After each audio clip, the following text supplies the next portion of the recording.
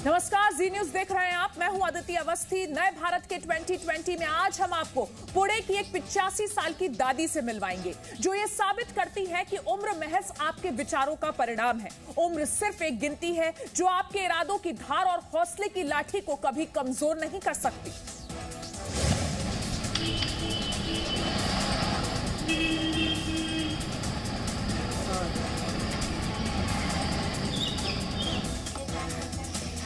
चेहरे की लकीरें ये तय नहीं करती कि जीवन के लिए आपकी उम्मीद और संभावना का जोश कितना मजबूत है। महाराष्ट्र के पुणे की शांताबाई सड़कों पर पूरे दमखम के साथ लाठी काठी की कला दिखाती हैं। शांताबाई का ये वीडियो सोशल मीडिया पर वायरल हो रहा है।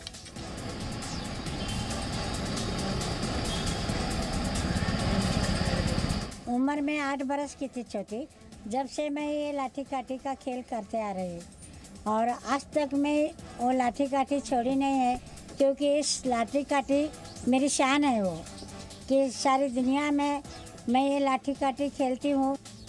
ये 85 साल की कलाकार इसी तरह अपने पोते पोती की पढ़ाई के लिए पैसे इकट्ठा करती हैं और हम सबके लिए एक प्रेरणा है। कोरोना संक्रमण के आगे शांताबाई की मुश्किलें बड़ी हैं और हर मुश्किल से ज्यादा बुलंद है उनके हौसले।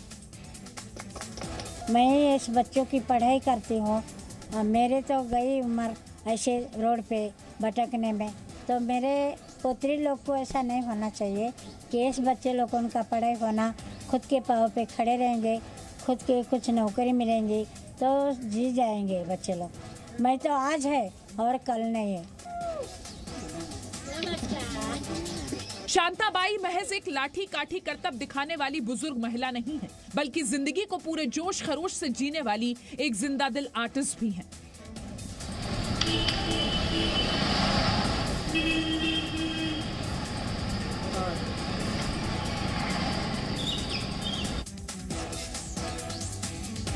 तो जब से दादी का ये वीडियो सोशल मीडिया पर वायरल हुआ है, अलग अलग जगहों के लोग उनको मदद करने की कोशिश कर रहे हैं, मदद का हाथ आगे बढ़ाया है। बॉलीवुड में भी इस वीडियो को देखकर रितेश देशमुख जैसे स्टार्स ने कहा है कि दादी के हौसले को, उनके जज्बे को सलाम। और हर किसी का यही कहना है कि उम्र महज एक नंबर हो सकती है किसी के जज्बे के सामने। अगर आप में जज्बा है तो आप अपनी जिंदगी के किसी भी पड़ाव में बहुत जोशीले रह सकते हैं और बहुत जिंदा दिली से अपनी जिंदगी को जी सकते हैं। और बात करते हैं अयोध्या की। अयोध्या में भूमि पूजन पर रोक लगाने के लिए राहुल गांधी ने इलाहाबाद हाईकोर्ट का सहारा लिया था, जिसका खुलासा राहुल गांधी के करीबी साकेत गोखले ने जी न्यूज में किया।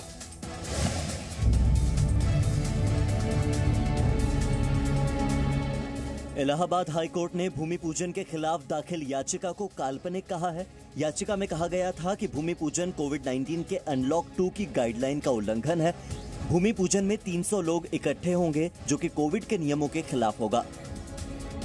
लेटर पिटीशन के जरिए राम मंदिर के भूमि पूजन के कार्यक्रम पर रोक लगाए जाने की मांग की गई थी, जिसे हाईकोर्ट ने आधारहीन बताते हुए पिटीशन को खारिज कर दिया। और हाईकोर्ट ने मंदिर निर्माण ट्रस्ट और यूपी सरकार को भूमि पूजन कार्यक्रम में कोविड गाइडलाइंस का पालन करने के निर्देश दिए। कांग्रेस सांसद राहुल गांधी के करीबी साकेत गोखले ने इलाहाबाद हाईकोर्ट में याचिका भेजकर 5 अगस्त को प्रस्तावित भूमि पूजन पर रोक लगाने की मांग की थी। गोखले ने जी न्यूज से यह भी कहा कि ये सब कुछ राहुल गांधी के कहने पर ही हो रहा है।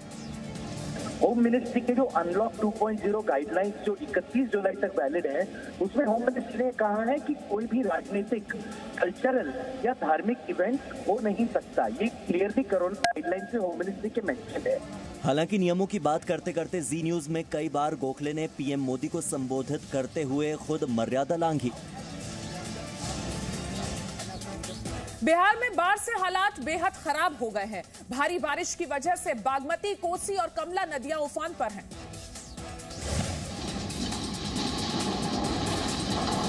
बिहार के 10 जिलों के 7,65,000 लोग बाढ़ से प्रभावित हुए हैं। बिहार के भागलपुर में कहारपुर इलाके में आज एक स्कूल पानी में बह गया। 3 कमरों वाले हाई स्कूल की नई इमारत देखते ही देखते कोसी नदी में समा गई। भागलपुर में लोगों की झोपड़ियां बह चुकी हैं। उनके पास पहनने के कपड़े तक नहीं बचे। लोग अपने बच्चों के साथ बाढ़ में बची हुई झोपड़ियों के ऊपर जाकर बैठे हैं। ये बिहार के समस्तीपुर का मंजर है, जहां बच्चे अपनी जान बचाने के लिए घरों की छतों पर चढ़कर बैठे हैं। घरों में पानी भर गया है। वहीं जो लोग जरूरी सामान के लिए बाहर निकले हैं, उन्हें तैरकर रास्ता पार करना पड़ रहा है। असम, बिहार और उत्तर प्रदेश में बाढ़ प्रभावित लोगों के लिए दिल्ली से राहत सामग्री भेजी गई है। राष्ट्रपति रामनाथ कोविंद ने हरी झंडी दिखाकर राहत सामग्री के ट्रक को रवाना किया। असम में बाढ़ से फिलहाल कोई राहत नहीं है। 33 में से 26 जिले बुरी तरह से प्रभावित हैं और अब तक 93 लोगों की मौत हो चुकी है।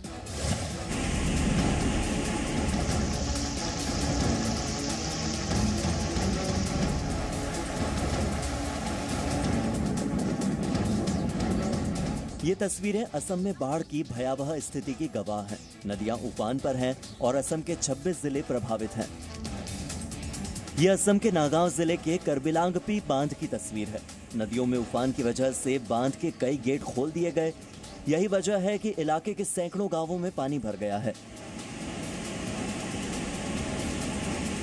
गांवों में हर तरफ नदी का बहाव दिखाई दे रहा है। जमीन में कटाव शुरू हो गया है और कई जगह सड़क ढह चुकी है। सोनितपुर में भी बाढ़ के हालात बरकरार हैं। जिले में ब्रह्मपुत्र नदी खतरे के निशान से ऊपर है और पानी आसपास के इलाकों में आ चुका है। गांव के गांव पानी में है और बाढ़ की वजह से फसल बर्बाद हो गई है। असम के काजीरंगा नेशनल पार्क का बड़ा हिस्सा बाढ़ की चपेट में है। पानी भर जाने की वजह से जानवरों के बचाव के लिए हाईलैंड बनाए गए हैं। काजीरंगा में बाढ़ से 123 जानवरों की मौत हो चुकी है और करीब 150 जानवरों को रेस्क्यू किया गया है। मध्य प्रदेश में भी जोरदार बारिश की वजह से कई जगहों पर पानी भर गया है। कहीं गाड़ियां पानी में फंस गईं तो कहीं लोगों को अपनी जान तक बचाना मुश्किल हो गया। ये तस्वीर मध्य प्रदेश के छिंदवाड़ा की है। तेज बारिश की वजह से पेंच नदी उफान पर है। नदी के तेज बहाव के बीच 2 लड़कियां फंस गई। ये यहाँ पिकनिक मनाने आई थी। सेल्फी लेने के लिए वो नदी के बीच पहुंची, तभी बहाव अचानक बढ़ गया। नदी के बीच ही एक पत्थर पर ये दोनों 1 घंटे तक खड़ी रहीं। पुलिस और प्रशासन ने इन्हें रस्सी की मदद से रेस्क्यू किया। वहीं मध्य प्रदेश में ही भोपाल के पास सीहोर जिले में बारिश के कारण पानी में लोगों की गाड़ियां बहती हुई नजर आईं। महज 2 घंटे की बारिश में ही शहर के कई इलाकों में घुटनों तक पानी भर गया। सीहोर के आष्टा में भी लोगों की गाड़ियां पानी में तैरती हुई नजर आईं। भारत के कई राज्यों के अलावा नेपाल में भी बारिश और बाढ़ ने तबाही मचाई है। नदियां अपना किनारा छोड़कर लोगों के घरों को अपनी चपेट में अब ले रही हैं।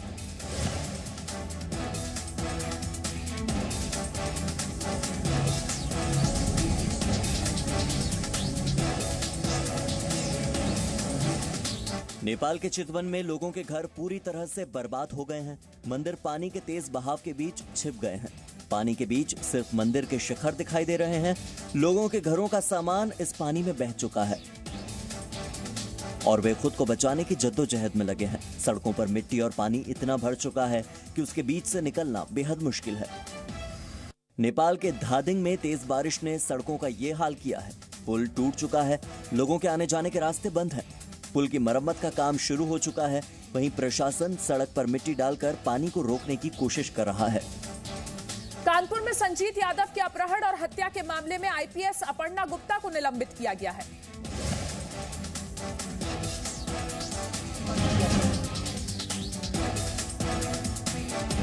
उत्तर प्रदेश सरकार ने कानपुर में टेक्नीशियन संजीत यादव अपहरण मामले की जांच में लापरवाही बरतने पर आईपीएस अफसर अपर्णा गुप्ता, तत्कालीन डिप्टी एसपी मनोज गुप्ता समेत 4 अधिकारियों को निलंबित कर दिया है।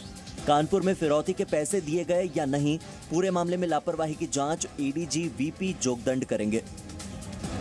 पुलिस ने दावा किया है कि संजीत का अपहरण उसके दोस्तों ने ही किया था। मामले में 5 आरोपियों को गिरफ्तार किया गया है। मृतक के परिवार ने पुलिस पर लापरवाही का आरोप लगाया है। 22 तारीख को अपहरण करने के बाद 26 तारीख की रात्रि में अपहृत व्यक्ति ने भागने का प्रयास किया। उसके उपरांत इन्होंने इस व्यक्ति की हत्या कर दी और बॉडी को नहर में फेंक दिया था। जिस मोटरसाइकिल से अपहृत व्यक्ति हॉस्पिटल से निकला था, इनकी निशानदेही पर वो मोटरसाइकिल भी बरामद कर ली गई है। अभी तक हमारी जांच में पैसा देने की बात नहीं आई है। राजस्थान में सियासी घमासान के बीच सीएम अशोक गहलोत ने राज्यपाल पर बड़े आरोप लगाए हैं और साफ कहा है कि राज्यपाल पर ऊपर से प्रेशर है। सीएम गहलोत ने राज्यपाल पर मनमानी का आरोप लगाते हुए कहा कि ये पहली बार है जब राज्यपाल ने विधानसभा सेशन शुरू करने के लिए मंजूरी ना दी हो। राज्यपाल महोदय कैबिनेट के निर्णयों से बाउंड होते हैं। सिंपल प्रोसेस जो अपनाया जाता है और गवर्नर साहब को आदेश देना ही पड़ता है, उसको रोकने कोई कारण नहीं है। इससे पहले हाईकोर्ट ने स्पीकर सीपी जोशी के नोटिस पर स्टे लगा दिया है और अब केंद्र सुप्रीम कोर्ट के पाले में है, जहां इस मामले की सुनवाई सोमवार को होगी। अभिनेता सुशांत सिंह राजपूत की आखिरी फिल्म दिल बेचारा आज 7:30 बजे ऑनलाइन रिलीज होगी।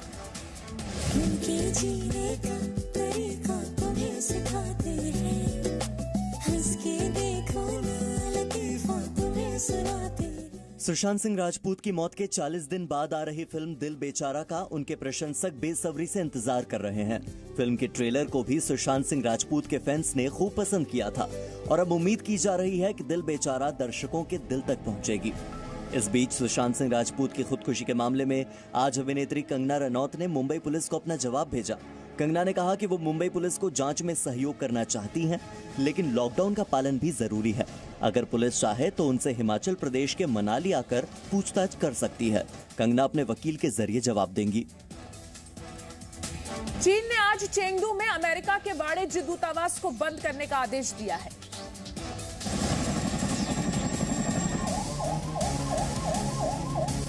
ह्यूस्टन में अपने वाणिज्यिक दूतावास के बंद किए जाने से भड़के चीन ने अमेरिका के खिलाफ सख्त कदम उठाए हैं।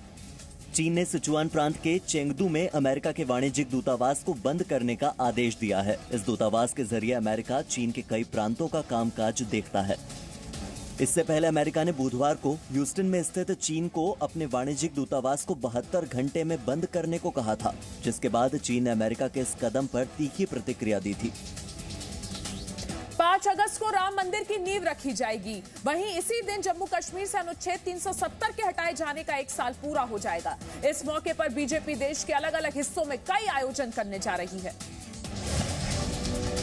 अनुच्छेद 370 और 35A खत्म होने के 1 साल पूरे होने पर बीजेपी एक भारत एकात्म भारत थीम पर कार्यक्रम करने जा रही है।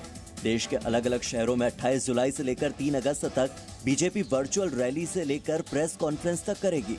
बीजेपी के राष्ट्रीय पदाधिकारी 5 अगस्त को जम्मू कश्मीर और लद्दाख की कई जगहों पर समारोह करेंगे।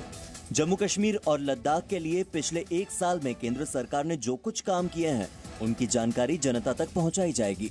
इस विषय पर प्रधानमंत्री नरेंद्र मोदी और गृह मंत्री अमित शाह के संसद में दिए गए भाषणों को भी लोगों तक पहुंचाया जाएगा। सरकार ने इस बार स्वतंत्रता दिवस पर आयोजित होने वाले कार्यक्रमों पर नए दिशा निर्देश जारी किए हैं। गृह मंत्रालय ने अपनी एडवाइजरी में साफ किया है कि स्वतंत्रता दिवस सामाजिक दूरी और तमाम सावधानी बरतते हुए मनाया जाएगा। इसके साथ ही सभी सरकारी दफ्तरों, राज्यों, राज्यपालों से कहा गया है कि वे सार्वजनिक समारोह करने से बचें और समारोह के लिए टेक्नोलॉजी का इस्तेमाल करें। गृह मंत्रालय की तरफ से ये गाइडलाइंस देश में कोरोना वायरस के बढ़ते मामलों के मद्देनजर जारी की गई है। इस दौरान भीड़ इकट्ठा न हो, इसका ख्याल रखा जाएगा। इसके अलावा केंद्रीय स्वास्थ्य मंत्रालय द्वारा पहले से जारी दिशा निर्देशों का पालन करना भी जरूरी होगा। और अब आपको दिखाते हैं लॉकडाउन में गरीबों के लिए जिंदगी कितनी मुश्किल हो गई है। तस्वीर बिहार के सासाराम की है। 14 साल की नंदिनी इन दिनों रिक्शा चलाकर अपने परिवार का पेट पाल रही है। लॉकडाउन से पहले नंदिनी स्कूल जाने की बजाय लोगों को घरों में जाती थी, चूल्हा चौका और बर्तन धोकर अपना घर चलाती थी। लेकिन लोगों ने कोरोना के डर से नंदिनी को घर बुलाना बंद कर दिया। वहीं लॉकडाउन की वजह से उसके पिता भी अपना रिक्शा लेकर नहीं निकल पा रहे थे। तब बेटी ने फैसला किया कि वो रिक्शा चलाकर पैसा कमाएगी। और चीन के सामान के बहिष्कार पर जी न्यूज की मुहिम मेड इन इंडिया जारी है। इस बीच आत्मनिर्भर भारत को बढ़ावा देने में इंदौर की श्वेता पालीवाल भी पीछे नहीं है। श्वेता ने आने वाले रक्षाबंधन और गणेश चतुर्थी के लिए गाय के गोबर से राखियां और गणेश प्रतिमाएं बनाना शुरू किया है, जिसे वो प्रधानमंत्री नरेंद्र मोदी को भी भेजेंगी। उन्होंने सूती कपड़े से बनाए गए मास्क पर गाय की पेंटिंग बनाई है। वहीं गाय के गोबर से घर में सजावट का सामान भी तैयार किया है। Presenting B News app, available on Google Play and App Store. Download it now.